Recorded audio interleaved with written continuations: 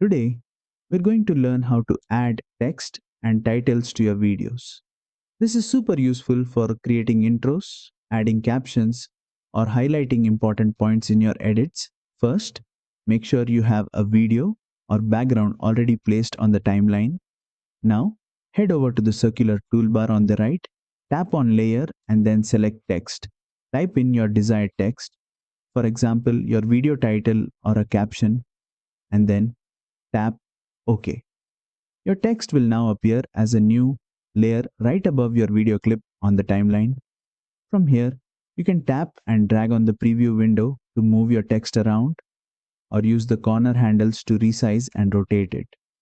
On the right hand side, you'll see all the customization options. You can change the font style, color, alignment, or even add outlines, shadows, and backgrounds to make the text stand out. Next, let's make it look more professional by adding in-out animations. For example, you can make your text fade in, slide from the side, or pop up onto the screen. This makes your titles feel dynamic and engaging. If you want the text to stay longer or shorter, simply drag the edges of the text layer on the timeline to adjust its duration. And that's it.